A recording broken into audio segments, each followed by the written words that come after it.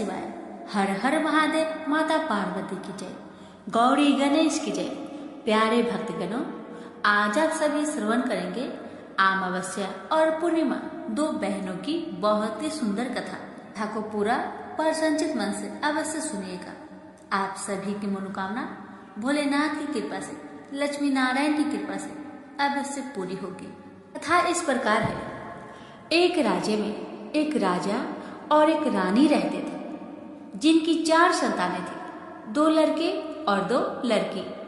एक लड़की का नाम पूर्णिमा तथा दूसरी लड़की का नाम अमावस्या था। पूर्णिमा घर के कामों में निपुण थी और घर का पूरा काम करती थी और भगवान की पूजा अर्चना भी किया करती थी, और इसके अतिरिक्त वह गौ माता की सेवा भी किया करती थी। और उसकी दूसरी बहन अमावस्या ना ही घर का कोई काम करती थी, ना ही भगवान की पूजा अर्चना करती थी और ना ही गौ माता की सेवा करती थी। पूर्णिमा सर्वगुण संपन्न थी, फिर भी राजा और रानी अपने दोनों बेटों तथा पुत्री अमावस्या को ही प्यार किया करते थे और वह पूर्णिमा से प्यार नहीं करते थे, उसके साथ भेदभाव करते थे। राजा के चारों पुत्र और पुत्री धीरे धीरे बड़े हो रहे थे। जब वे बड़े हो गए, राजा ने अपने दोनों पुत्रों का विवाह योग्य कन्याओं के साथ करा दिया। इसके बाद रानी ने राजा से कहा कि हमारे दोनों पुत्रों और पुत्री अब विवाह के योग्य हो गई है और इन दोनों का विवाह भी करा दीजिए, लेकिन पुत्री अमावस्या का विवाह किसी बड़े खानदान में करना और पूर्णिमा का विवाह किसी गरीब परिवार में करना, क्योंकि पूर्णिमा को केवल भगवान की पूजा पाठ करना ही पसंद है और गाय की सेवा करना पसंद है। अब रानी ने राजा को दोनों पुत्रियों का रिश्ता तय करने के लिए भेज दिया। राजा ने अपने पड़ोसी राज्य में जाकर वहां के राजा के पुत्र से अमावस्या का रिश्ता तय किया और वहीं पास के गांव में जाकर एक गरीब परिवार के लड़के से पुत्री पूर्णिमा का रिश्ता भी तय कर दिया।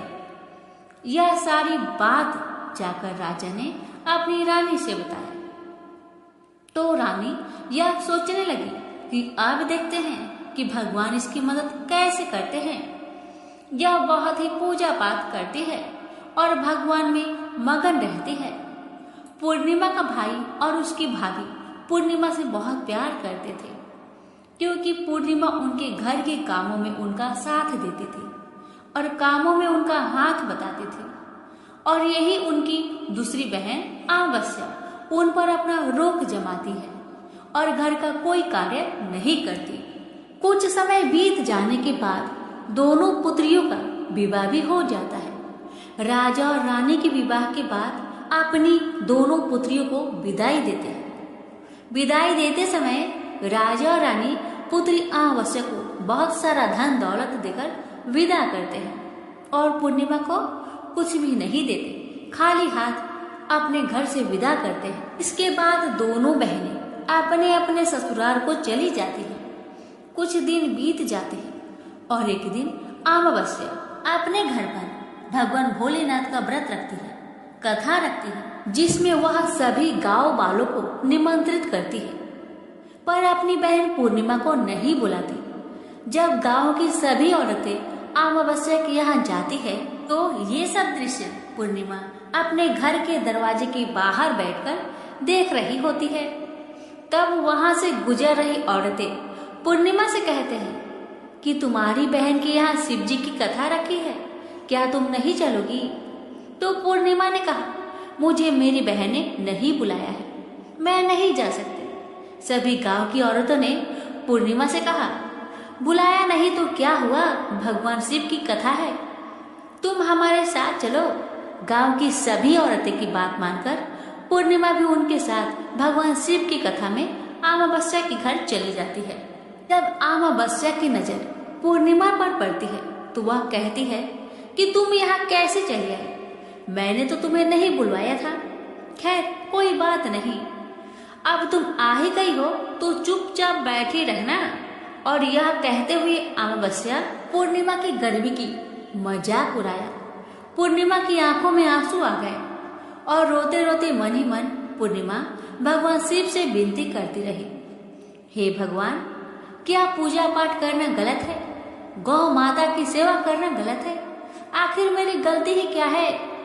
आप मुझ पर अपनी कृपा दृष्टि कब बनाएंगे? पूर्णिमा बार बार शिव जी से यही कहती रही। इतने में शिव की कथा पूरी हो जाती है और अमावस्या भगवान का प्रसाद बांटने लगती है। वह सभी लोगों को प्रसाद देती है, पर पूर्णिमा को वह प्रसाद नहीं देती।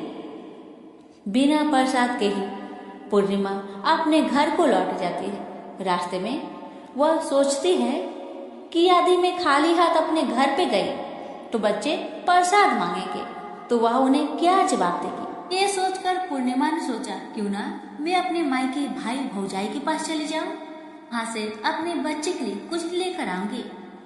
ऐसा सोचते हुए वह अपने घर को वापस लौट आई और अपने पति और बच्चे को कहती है कि मैं अपने मायके जा रही हूँ। पति और बच्चे ने कहा, ठीक है।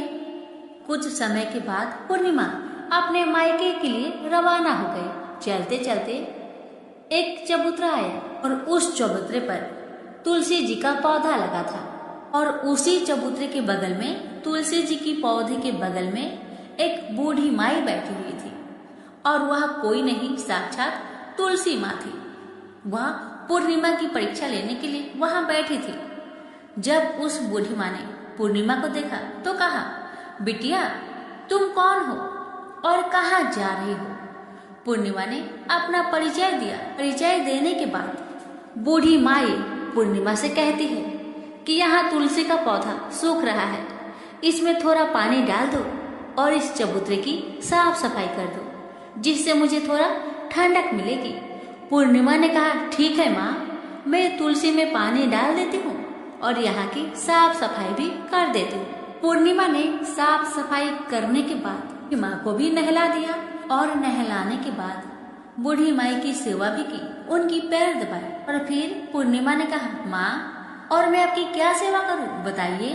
बूढ़ी माई कहती है, नहीं बेटा, अब कोई भी काम नहीं, तुम जाओ, पर वापस आते समय मुझसे मिलते हुए जाना। पूर्णिमा ने बूढ़ी माँ से कहा, ठीक है माँ, जब मैं आऊंगी आपसे जरूर मिलूंगी। कुछ दूर आगे चलने के बाद एक शिव मंदिर आया। वहां पर उसे एक बूढ़ा बाबा मिले जो मंदिर के बाहर बैठे हुए थे और वह कोई नहीं, साक्षात भोलेनाथ थे। वो भी पूर्णिमा की परीक्षा लेने के लिए बैठे थे। उन्होंने पूर्णिमा को देखा तो कहा, बेटी, तुम कहाँ जा रही हो? तब पूर्णिमा ने अपना परिचय दिया और फिर बूढ़े बाबा ने पूर्णिमा से कहा कि देखो बेटी, इस चबूतरे की ओर, इस मंदिर की ओर कितनी गंदगी पड़ी है, क्या तुम इस मंदिर की चबूतरे को साफ कर दोगी? तो पूर्णिमा ने कहा, क्यों नहीं बाबा, जरूर साफ करूंगी और अभी साफ कर देती हूँ। पूर्णिमा ने मंदिर की बहुत अच्छे से साफ सफाई की, चबूतरे की भी बहुत अच्छे से साफ सफाई की और वहां पर बैठकर भोलेनाथ की पूजा अर्चना भी की। और पूजा अर्चना करने के बाद वह बूढ़े बाबा को भी नहला दी और उनसे कहा कि बाबा, आपका और कोई काम है तो मुझे बतलाइए।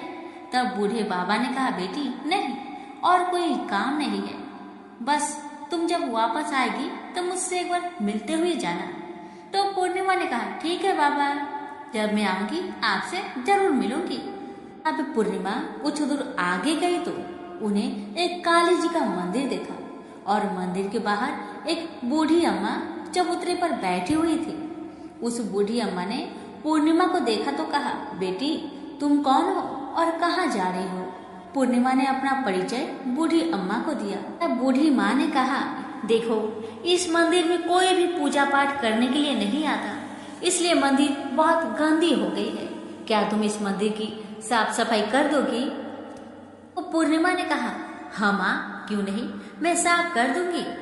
तब पूर्णिमा ने माता जी के मंदिर और चबूतरे की बड़े ही प्यार से साफ सफाई कर देती है और साफ सफाई करने के बाद पूजा पाठ भी करती है और माता जी का श्रृंगार कर देती है और अब उस बूढ़ी माँ को भी नहला देती है और बूढ़ी अम्मा की पैर भी दबाती है और कहती है, माँ, और कोई काम है?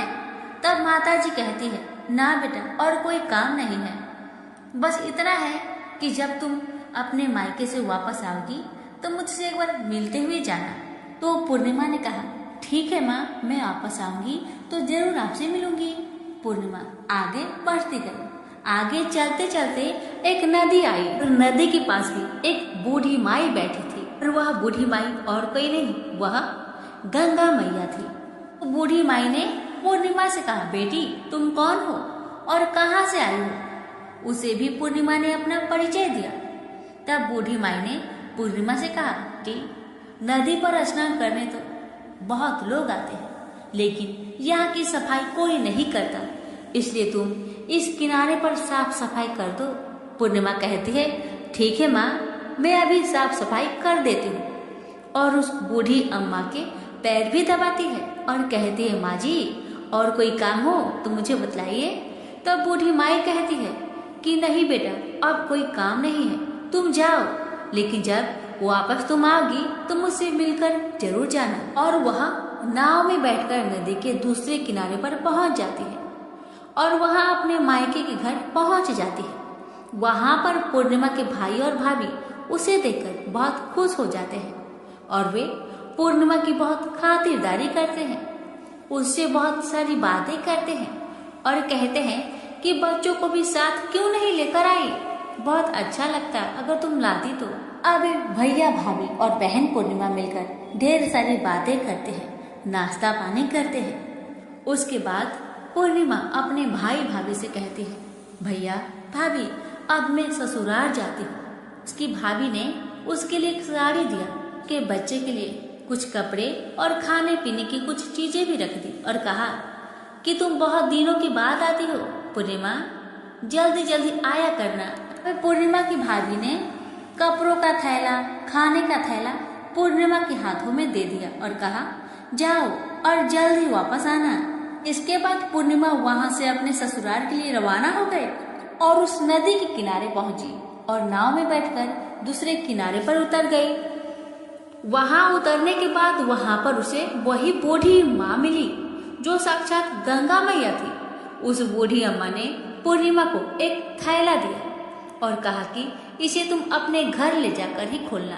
अब पूर्णिमा के पास 2 थैले हो गए थे। उन्हें लेकर पूर्णिमा वहां से रवाना हुई और कुछ दूर चलने के बाद काली माँ का मंदिर आया। वहां पर काली माँ बूढ़ी माँ के रूप में विराजमान थी। तब बूढ़ी माँ ने कहा, आ गई बेटी पूर्णिमा? तो पूर्णिमा ने कहा, हाँ माँ जी मैं आ गई। तो काली माँ ने उसे भी एक थैला दिया, कहा, बेटी पूर्णिमा इस थैला को अपने घर पर ही जाकर खोलना, उससे पहले मत खोलना। तो पूर्णिमा ने कहा, ठीक है माँ। तो तीनों थैला लेकर पूर्णिमा आगे बढ़ी तो कुछ दूर जाने पर शिव जी का मंदिर आया। वहाँ बूढ़े बाबा के रूप में शिव जी स्वयं विराजमान थे। बूढ़े बाबा ने कहा, पूर्णिमा तुम वापस आ गई? पूर्णिमा ने कहा, हाँ बाबा मैं वापस आ गई। बाबा ने पूर्णिमा को भी एक थैला दिया और कहा, यह थैला तुम घर पर ही जाकर खोलना, ठीक है बिटिया? तो पूर्णिमा ने कहा, ठीक है बाबा। अब पूर्णिमा के पास 4 थैले हो गए थे। पूर्णिमा पहले थैले को कैसे ले जाती है? उसने क्या किया, एक पुरानी साड़ी निकाली, उसने सभी सामानों का एक गड्ढा बना लिया और सर पर रखकर वहां से रवाना हो गई। कुछ दूर जाने के बाद उसे तुलसी माँ बूढ़ी औरत के रूप में मिली और वह कहती है, पूर्णिमा तुम आ गई? तो पूर्णिमा कहती है, हाँ माँ हम आ गए। तब बूढ़ी माँ ने भी उसे एक थैला दिया और कहती है, बेटा इसे अपने घर को जाकर ही खोलना। तो पूर्णिमा ने कहा, ठीक है माँ जी। अब पूर्णिमा के पास 5 थैले हो गए थे। पूर्णिमा वहां से रवाना हुई तो वापस अपने घर पहुंच गई। पूर्णिमा ने अपने सर की थैले को नीचे रखा और सबसे पहले अपने मायके का थैला खोलकर देखने लगी। उसमें बच्चे के लिए अच्छे अच्छे कपड़े और खाने पीने की चीजें थी और उसके लिए कुछ गहने भी थे। पूर्णिमा ने कपड़े अपने बच्चों को दे दिए और खाने पीने की चीजें भी बच्चों को दे दी। बच्चे यह सब पाकर बहुत खुश हुए। अब पूर्णिमा ने दूसरा थैला खोला जो कि उसे गंगा मैया ने दिया था। उसमें ढेर सारे हीरे जवाहरात सोना चांदी आदि था। इसके बाद अब पूर्णिमा ने तीसरा थैला खोला जो कि उसे काली माँ ने दिया था। उसमें बहुत सारा सोना श्रृंगार का सामान भरा हुआ था। इसके बाद पूर्णिमा ने चौथा थैला खोला जो उसे भगवान शिव ने दिया था। उसमें बहुत सारा धन संपत्ति भरा हुआ था और बहुत सारी खुशियां भरी हुई थी। इसके बाद अब पूर्णिमा ने पांचवा थैला खोला जो उसे तुलसी माँ ने दिया था। उसमें चावल, दाल और 7 प्रकार की खाने की चीजों से भरा हुआ था। अब पूर्णिमा के घर में किसी भी चीज की कमी नहीं रही। उसका घर धने धने से भरा हुआ था और परिपूर्ण था। अब पूर्णिमा और उसका परिवार सुखमय जीवन व्यतीत करने लगे।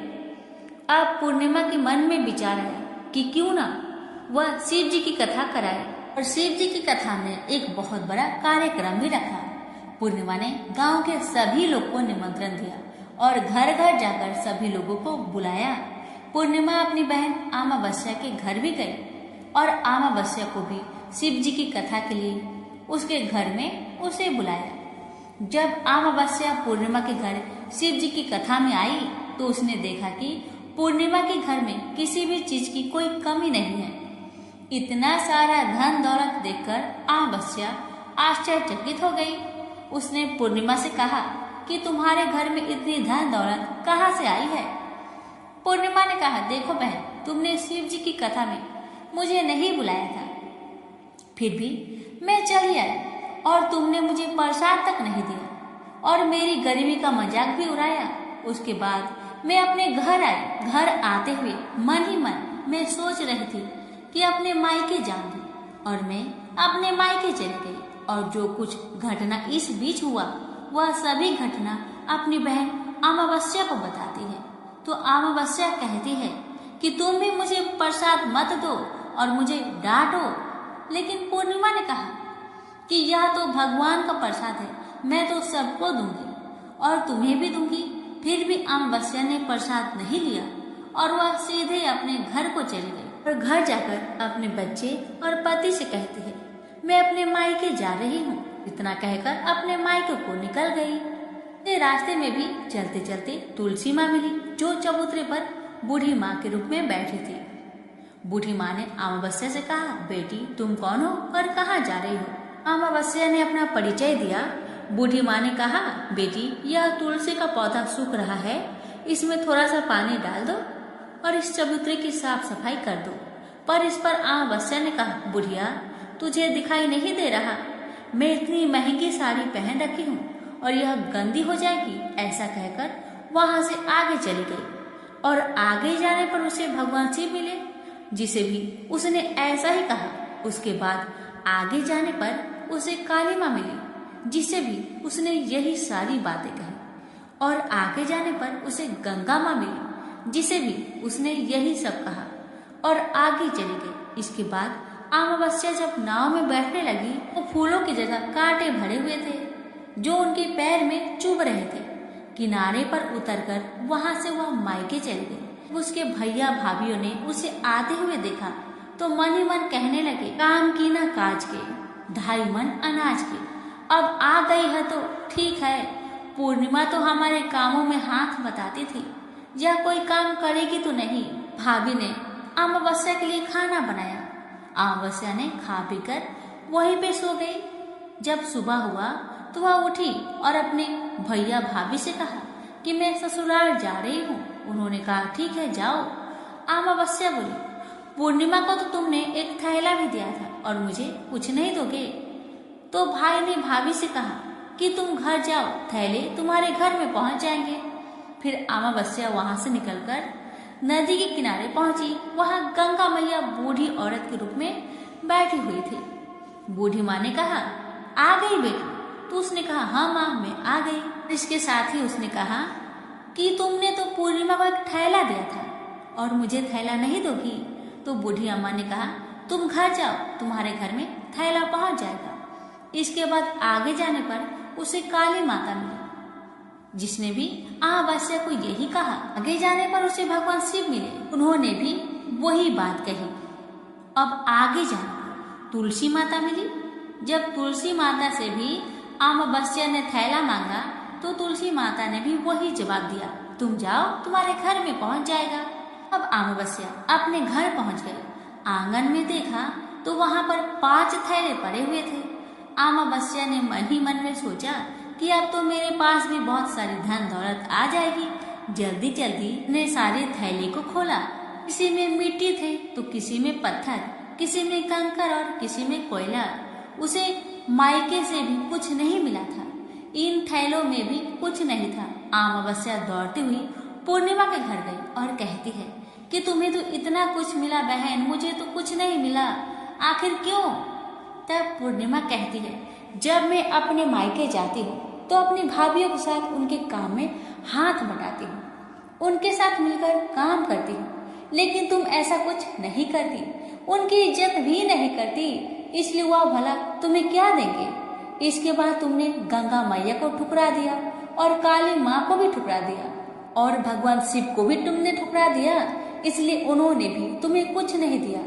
अमावस्या कहती है, बहन तुम मुझे माफ कर दो, मैंने तुम पर हमेशा अत्याचार किया है, मुझे कुछ नहीं मिला तो कोई बात नहीं, मैं भी भगवान की भक्ति करूंगी और सब कुछ प्राप्त कर लूंगी, मुझे इन सब चीजों का रहस्य बताओ। तो पूर्णिमा ने कहा, तुम 3 सूत्र का ज्ञान ले लो और उसकी कथा करना। पहला सूत्र में दया मांगना, दूसरे सूत्र में कथा मांगना और तीसरे सूत्र में 108 बार ओम नमः शिवाय का जाप करना।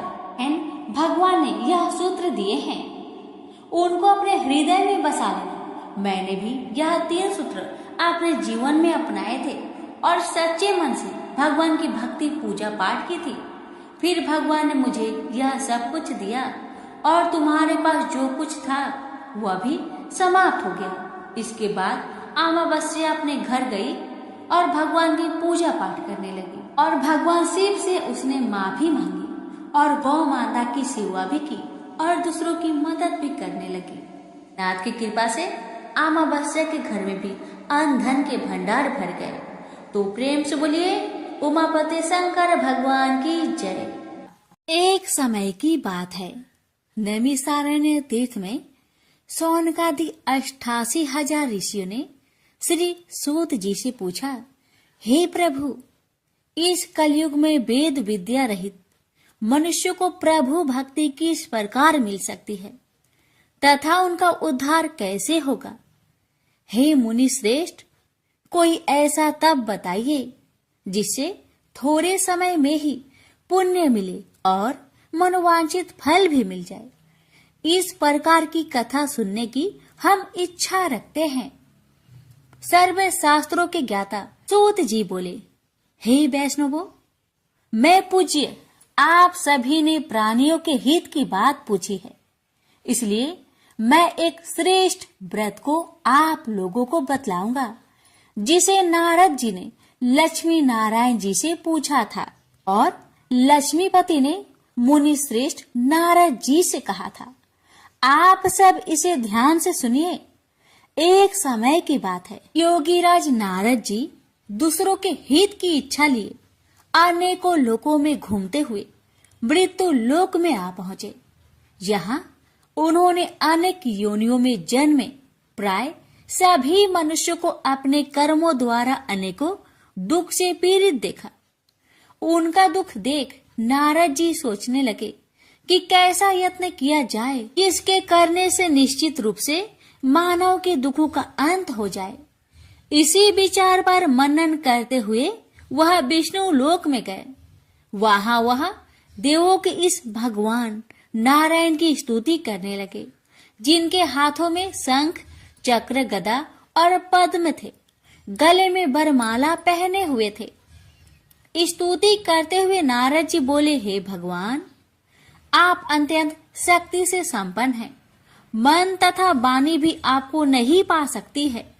आपका यदि मध्य तथा अंत नहीं है, निर्गुण स्वरूप सृष्टि के कारण भक्तों के दुख को दूर करने वाले, आपको मेरा नमस्कार है। नारद जी की स्तुति सुन विष्णु भगवान बोले, हे मुनि श्रेष्ठ, आपके मन में क्या बात है? आप किस काम के लिए पधारे हैं, उसे निसंकोच कहो। इस पर नारद मुनि बोले कि मृत्यु लोक में अनेक योनियों में जन्मे मनुष्य अपने कर्मों के द्वारा अनेकों दुख से दुखी हो रहे हैं। हे नाथ, आप मुझ पर दया रखते हैं तो बताइए कि वो मनुष्य थोड़े प्रयास से ही अपने दुखों से कैसे छुटकारा पा सकते हैं। श्री हरि बोले, हे नारद, मनुष्य की भलाई के लिए तुमने बहुत ही अच्छी बात पूछी है, जिसके करने से मनुष्य मोह से छूट जाता है। वह बात मैं कहता हूँ, उसे सुनो। स्वर्ग लोक व मृत्यु लोक दोनों में एक दुर्लभ उत्तम व्रत है जो पुण्य देने वाला है। आज प्रेम वश होकर मैं उसे तुमसे कहता हूँ। श्री सत्यनारायण भगवान का यह व्रत अच्छी तरह विधान पूर्वक करके मनुष्य तुरंत ही यहाँ सुख भोग कर मरने पर मोक्ष पाता है। श्री हरि के वचन सुन नारद जी बोले कि उस व्रत का फल क्या है और उसका विधान क्या है। यह व्रत किसने किया था, इस व्रत को किस दिन करना चाहिए, सभी कुछ विस्तार से बताए। नारद की बात सुनकर श्री हरि बोले, दुख व शोक को दूर करने वाला यह व्रत सभी स्थानों पर विजय दिलाने वाला है। मानव को भक्ति व श्रद्धा के साथ शाम को श्री सत्यनारायण की पूजा धर्म परायण होकर ब्राह्मणों व बंधुओं के साथ करनी चाहिए। भक्ति भाव से ही नैवेद्य केले का फल, घी, दूध और गेहूं का आटा सवाया ले। गेहूं के स्थान पर साठी का आटा, शक्कर तथा गुड़ लेकर वह सभी भक्षण योग्य पदार्थों को मिलाकर भगवान का भोग लगाए। ब्राह्मणों सहित बंधु बांधवों को भी भोजन कराए। उसके बाद स्वयं भोजन करे और भजन कीर्तन के साथ भगवान की भक्ति में लीन हो जाए। इस तरह से सत्यनारायण भगवान का यह व्रत करने पर मनुष्य की सारी इच्छाएं निश्चित रूप से ही पूरी होती है।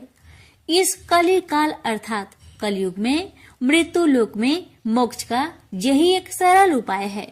इति श्री सत्यनारायण व्रत कथा प्रथम अध्याय संपूर्ण।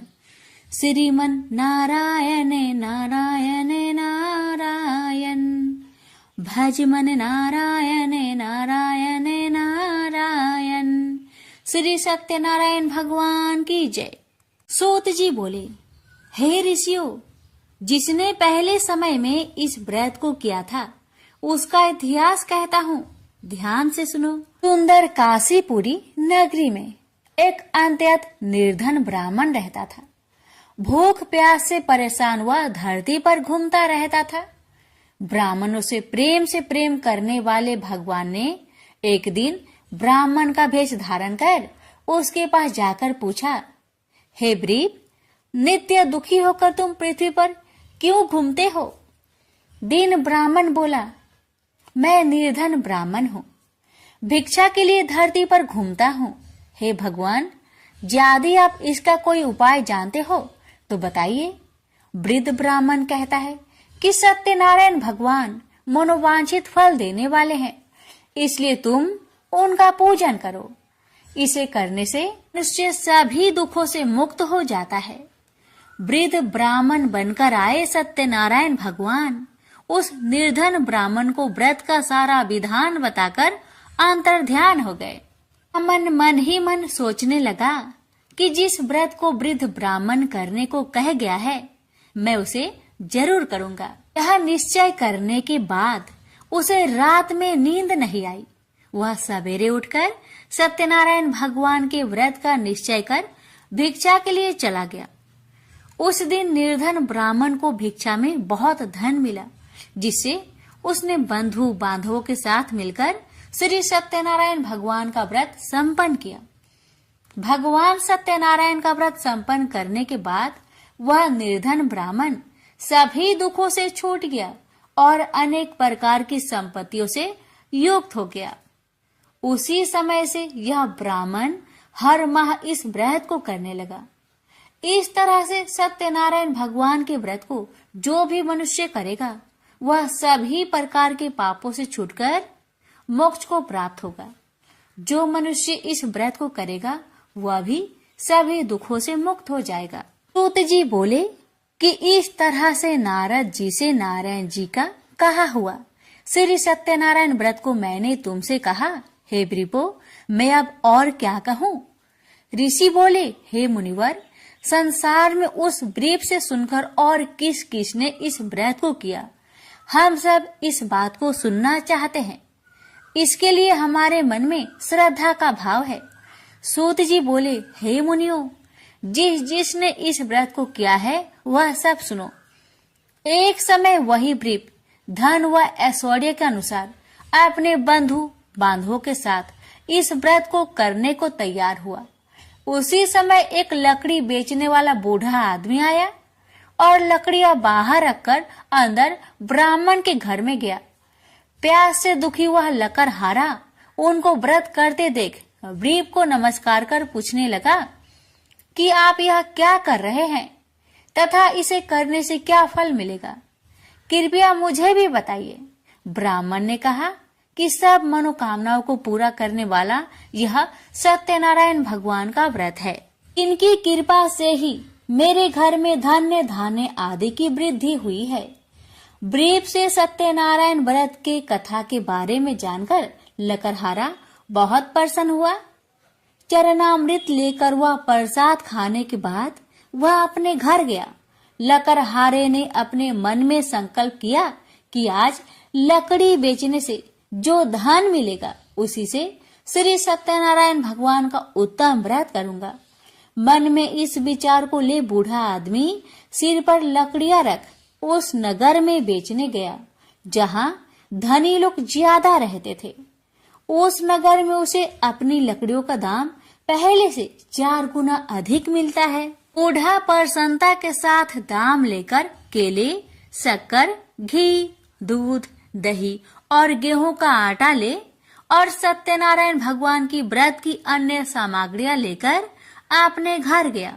वहां उसने अपने बंधु बांधवों को बुलाकर विधि विधान से सत्यनारायण भगवान का पूजन और व्रत किया। इस व्रत के प्रभाव से वह बूढ़ा लकड़हारा धन पुत्र आदि से युक्त होकर संसार के समस्त सुख भोग अंत काल में बैकुंठ धाम को चला गया। इति श्री सत्यनारायण व्रत कथा 2 अध्याय संपूर्ण। श्रीमन नारायणे नारायणे नारायणे भज मन नारायणे नारायणे नारायणे। श्री सत्यनारायण भगवान की जय। सूत जी बोले, हे श्रेष्ठ मुनियों, अब आगे की कथा कहता हूँ। पहले समय में उल्का मुख नाम का एक बुद्धिमान राजा था। वह सत्य वक्ता और जितेंद्रिय था। प्रतिदिन देव स्थानों पर जाता और निर्धनों को धन देकर उनके कष्ट दूर करता था। उसकी पत्नी कमल के समान मुख वाली तथा सती साध्वी थी। भद्रशिला नदी के तट पर उन दोनों ने श्री सत्यनारायण भगवान का व्रत किया। उसी समय साधु नाम का एक वैश्य आया। उसके पास व्यापार करने के लिए बहुत सा धन भी था। राजा को व्रत करते देखकर वह विनय के साथ पूछने लगा, हे राजन, भक्ति भाव से पूर्ण होकर आप यह क्या कर रहे हैं? मैं सुनने की इच्छा रखता हूँ, तो आप मुझे बताए। राजा बोले, हे साधु, अपने बंधु बांधवों के साथ पुत्र आदि की प्राप्ति के लिए एक महाशक्तिमान श्री सत्यनारायण भगवान का व्रत व पूजन कर रहा हूँ। राजा के वचन सुन साधु आदर से बोला, हे राजन, मुझे इस व्रत का सारा विधान कहिए। आपके कथा अनुसार मैं भी इस व्रत को करूँगा। मेरी भी संतान नहीं है और इस व्रत को करने से निश्चित रूप से मुझे संतान की प्राप्ति होगी। राजा से व्रत का सारा विधान सुनकर व्यापार से निवृत्त हो वह अपने घर गया। साधु वैश्य ने अपनी पत्नी को संतान देने वाले इस व्रत का वर्णन कह सुनाया और कहा कि जब मेरी संतान होगी तब मैं इस व्रत को करूंगा। साधु ने इस तरह के वचन अपनी पत्नी लीलावती से कहे। एक दिन लीलावती पति के साथ आनंदित हो सांसारिक धर्म में प्रवृत्त होकर सत्यनारायण भगवान की कृपा से गर्भवती हो गई। 10वें महीने में उसके गर्भ से एक सुंदर कन्या ने जन्म लिया। दिनों दिन वह ऐसे बढ़ने लगी जैसे कि शुक्ला पक्ष का चंद्रमा बढ़ता है। माता पिता ने अपनी कन्या का नाम कलावती रखा। एक दिन लीलावती ने मीठे शब्दों में अपने पति को याद दिलाया कि आपने सत्यनारायण भगवान के जिस व्रत को करने का संकल्प किया था उसे करने का समय आ गया है। आप इस व्रत को करिए। साधु बोला कि हे प्रिय, इस व्रत को मैं उसके विवाह पर करूंगा। इस प्रकार अपनी पत्नी को अवशासन देकर वह नगर को चला गया। कलावती पिता के घर में रह वृद्धि को प्राप्त हो गई। साधु ने एक बार नगर में अपनी कन्या को सखियों के साथ देखा तो तुरंत ही दूत को बुलवाया और कहा कि मेरी कन्या की योग वर देखकर आओ। साधु की बात सुनकर दूत कंचन नगर में पहुंचा और वहां देखभाल कर लड़की के सुयोग वणिक पुत्र को ले आया। सुयोग लड़के को देख साधु ने बंधु बांधवों को बुलाकर अपनी पुत्री का विवाह कर दिया। लेकिन दुर्भाग्य की बात ये कि साधु ने अभी भी श्री सत्यनारायण भगवान का व्रत नहीं किया। इस पर श्री भगवान क्रोधित हो गए और श्राप दिया कि साधु को अत्यधिक दुख मिले। अपने कार्य में कुशल साधु बनिया जमाई को लेकर समुद्र के पास स्थित होकर रत्नासारपुर नगर में गया। वहां जाकर दामाद ससुर दोनों मिलकर चंद्रकेतु राजा के नगर में व्यापार करने लगे। एक दिन भगवान सत्यनारायण की माया से एक चोर राजा का धन चुराकर भाग रहा था। उसने राजा के सिपाहियों को अपना पीछा करते देख चुराया हुआ धन वहां रख दिया जहां साधु अपने जामाई के साथ ठहरा हुआ था। राजा के सिपाहियों ने साधु वैश्या के पास राजा का धन पड़ा देखा तो वह ससुर जामाई दोनों को बांधकर प्रसन्नता से राजा के पास ले गए और कहा कि उन दोनों चोरों को हम पकड़ लाए हैं, आप आगे की कार्रवाई की आज्ञा दे। राजा की आज्ञा से उन दोनों को कठिन कारावास में डाल दिया गया और उनका सारा धन भी उनसे छीन लिया गया। श्री सत्यनारायण भगवान के शराप से साधु की पत्नी भी बहुत दुखी हुई। घर में जो धन रखा था उसे चोर चुरा ले गए। शारीरिक तथा मानसिक पीड़ा व भूख प्यास से अति दुखी हो अन्न की चिंता में कालावती के ब्राह्मण के घर गई। वहां उसने श्री सत्यनारायण भगवान का व्रत होते देखा। फिर कथा भी सुनी। वह प्रसाद ग्रहण कर वह रात को घर वापस आई। माता ने कलावती से पूछा कि हे पुत्री, अब तक तुम कहाँ थी? तेरे मन में क्या है? कलावती ने अपने माता से कहा, हे माता, मैंने एक ब्राह्मण के घर में श्री सत्यनारायण भगवान का व्रत देखा है। कन्या के वचन सुन लीलावती भगवान की पूजन की तैयारी करने लगी। लीलावती ने परिवार व बंधुओं सहित सत्यनारायण भगवान का पूजन किया और उनसे वर मांगा कि मेरे पति तथा जमाई शीघ्र घर आ जाए। साथ ही यह भी प्रार्थना की कि हम सबका अपराध क्षमा करे। श्री सत्यनारायण भगवान इस व्रत से संतुष्ट हो गए और राजा चंद्रकेतु को सपने में दर्शन दे कहा कि हे राजन, तुम उन दोनों वेश्या को छोड़ दो और तुमने उनका जो धन लिया है उसे वापस कर दो। अगर ऐसा नहीं किया तो मैं तुम्हारा धन, राज्य व संतान सभी को नष्ट कर दूंगा। राजा को यह सब कहकर वह अंतर्ध्यान हो गए। अतः काल सभा में राजा ने अपना सपना सुनाया। फिर बोले कि बानिक पुत्र को कैद से मुक्त कर सभा में लाओ। दोनों ने आते ही राजा को प्रणाम किया। राजा मीठी बानी से बोला, हे महानुभावों, भाग्यवश ऐसा कठिन दुख तुम्हें प्राप्त हुआ है, लेकिन अब तुम्हें कोई भय नहीं है। ऐसा कह राजा ने उन दोनों को नए वस्त्र भूषण भी पहनाए और जितना धन उनका लिया था उससे 2 गुना धन वापस कर दिया। दोनों वेश्या अपने घर को चल दिए। श्री सत्यनारायण व्रत कथा का 3रा अध्याय संपूर्ण। श्रीमन नारायण नारायण नारायण, भज मन नारायण नारायण नारायण। श्री सत्यनारायण भगवान की जय। सूत जी बोले, वैश्य ने मंगलाचार कर अपनी यात्रा आरंभ की और अपने नगर की ओर चल दिया।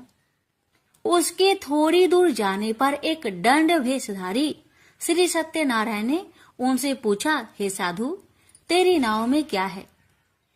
अभिमानी बानिक हंसता हुआ बोला, हे दंडी, आप क्यों पूछते हो? क्या धन लेने की इच्छा है? मेरी नाव में तो बेल व पत्ते भरे हुए हैं। वैश्य के कठोर वचन सुन भगवान बोले, तुम्हारा वचन सत्य हो। दंडी ऐसे वचन कहे वहां से दूर चले गए। कुछ दूर जाकर समुद्र के किनारे बैठ गए। दंडी के जाने के बाद साधु वैश्य ने नित्य क्रिया के पश्चात नाव को ऊंची उठते देखकर अचंभा माना और नाव में बेल पत्ते आदि देख वह मूर्छित हो जमीन पर गिर पड़ा। मूर्छा खोलने पर वह अत्यंत शोक में डूब गया। तब उसका दामाद बोला कि आप शोक न मनाए, यह दंडी का श्राप है, इसलिए हमें उनकी शरण में जाना चाहिए, तभी हमारी मनोकामना पूरी होगी। दामाद की बात सुनकर वह दंडी के पास पहुंचा और अत्यंत भक्ति भाव नमस्कार करके बोला, मैंने आपसे जो असत्य वचन कहे थे उनके लिए मुझे क्षमा दे। ऐसा कहकर महान शोकातुर हो रोने लगा। दंडी भगवान बोले, हे बानिक पुत्र, मेरी आज्ञा से बार बार तुम्हें दुख प्राप्त हुआ है, तू मेरी पूजा से विमुख हुआ। साधु बोला, हे भगवान, आपकी माया से ब्रह्मा आदि देवता भी आपके रूप को नहीं जानते, तब मैं अज्ञानी कैसे जान सकता हूँ? आप प्रसन्न होइए, अब मैं सामर्थ्य के अनुसार आपकी पूजा करूंगा। मेरी रक्षा करो और पहले के समान नौका में धन भर दो। साधु वैश्य के भक्ति पूर्वक वचन सुनकर भगवान प्रसन्न हो गए और उसकी इच्छा अनुसार वरदान देकर अंतर ध्यान हो गए। ससुर जमाई जब नाव पर आए तो नाव धन से भरी हुई थी। फिर वही अपने अन्य साथियों के साथ सत्यनारायण भगवान का पूजन कर अपने नगर को चल दिए। जब नगर के नजदीक पहुंचे तो दूत को घर पर खबर करने के लिए भेज दिया। दूत साधु की पत्नी को प्रणाम कर कहता है कि मालिक अपने दामाद सहित नगर के निकट आ गए हैं। दूत की बात सुन साधु की पत्नी लीलावती ने बड़े हर्ष के साथ सत्यनारायण भगवान का पूजन कर अपनी पुत्री कलावती से कहा कि मैं अपने पति के दर्शन को जाती हूँ, तो कार्य पूर्ण कर शीघ्र आ जाना। माता के ऐसे वचन सुन कलावती जल्दी में प्रसाद छोड़ अपने पति के पास चली गई। प्रसाद की अवज्ञा के कारण श्री सत्यनारायण भगवान रुष्ट हो गए और नाव सहित उसके पति को पानी में डुबो दिए। कलावती अपने पति को वहां ना पाकर रोती हुई जमीन पर गिर गई। नौका को डूबा हुआ देख वह कन्या को रोता देख साधु दुखी होकर बोला कि हे प्रभु, मुझसे तथा मेरे परिवार से जो भूल हुई है उसे क्षमा करे। साधु के दीन वचन सुनकर श्री सत्यनारायण भगवान प्रसन्न हो गए और आकाशवाणी हुई, हे साधु, तेरी कन्या मेरे प्रसाद को छोड़कर आई है, इसलिए उसका पति अदृश्य हो गया है। यदि वह घर जाकर प्रसाद खाकर लौटती है तो इसे उसका पति अवश्य मिलेगा। ऐसी आकाशवाणी सुन कलावती घर पहुंचकर प्रसाद खाती है और फिर आकर अपने पति के दर्शन करती है। उसके बाद साधु अपने बंधु बांधवों सहित श्री सत्यनारायण भगवान का विधि विधान से पूजन करता है। इस लोक का सुख भोग वह अंत में स्वर्ग जाता है। इति श्री सत्यनारायण व्रत कथा चतुर्थ अध्याय संपूर्ण। श्रीमन नारायणे नारायणे नारायणे भज मन नारायणे नारायणे नारायण। श्री सत्यनारायण भगवान की जय। श्री सूत जी बोले, हे ऋषियों, मैं और भी एक कथा सुनाता हूँ, उसे भी ध्यान पूर्वक सुनो। प्रजा पालन में लीन तुंगध्वज नाम का एक राजा था। उसने भी भगवान का प्रसाद त्याग कर बहुत ही दुख प्राप्त किया। एक बार वन में जाकर वन्य पशुओं को मारकर वह बर के पेड़ के नीचे आया। वहां उसने ग्वालों को भक्ति भाव से अपने बंधुओं सहित सत्यनारायण भगवान का पूजन करते देखा। अभिमान बस राजा ने उन्हें देखकर भी पूजा स्थान में नहीं गया, न ही उसने भगवान को नमस्कार किया। ग्वालों ने राजा को प्रसाद दिया, लेकिन उसने वह प्रसाद नहीं खाया और प्रसाद को वहीं छोड़कर वह अपने नगर को चला गया। जब वह नगर में पहुंचा तो वहां सब कुछ तहस नहस हुआ पाया, तो वह शीघ्र ही समझ गया कि यह सब भगवान ने ही किया है। वह दोबारा ग्वालों के पास पहुंचा और विधि पूर्वक पूजा कर प्रसाद खाया, तो श्री सत्यनारायण भगवान की कृपा से सब कुछ पहले जैसा हो गया। दीर्घ काल तक सुख भोगने के बाद मरोना उपरांत उसे स्वर्ग लोक की प्राप्ति हुई। तो मनुष्य परम दुर्लभ इस व्रत को करेगा तो भगवान सत्यनारायण की अनुकंपा से उसे धन्य धान्य की प्राप्ति होगी। निर्धन धनी हो जाता है और भय मुक्त हो जीवन जीता है। संतानहीन मनुष्य को संतान सुख मिलता है और सारे मनोरथ पूर्ण होने पर मानव अंत काल में वैकुंठ धाम को जाता है। सूत जी बोले, जिन्होंने पहले इस व्रत को किया है, अब उनके दूसरे जन्म की कथा कहता हूँ। वृद्ध संतानंद ब्राह्मण ने सुदामा का जन्म लेकर मोक्ष की प्राप्ति की। लकरहारे ने अगले जन्म में निषाद बनकर मोक्ष प्राप्त किया। उल्का मुख नाम का राजा दशरथ होकर बैकुंठ को गए। साधु नाम के वैश्य ने मोर ध्वज बनकर अपने पुत्र को आरे से चीरकर मोक्ष पाया। महाराज तुंग ध्वज ने स्वयंभू होकर भगवान में भक्ति युक्त हो कर्म कर मोक्ष पाया। श्री सत्यनारायण व्रत कथा का 5वां अध्याय संपूर्ण हुआ। श्रीमन नारायण नारायण नारायण, भज मन नारायण नारायण नारायण। श्री सत्यनारायण भगवान की जय।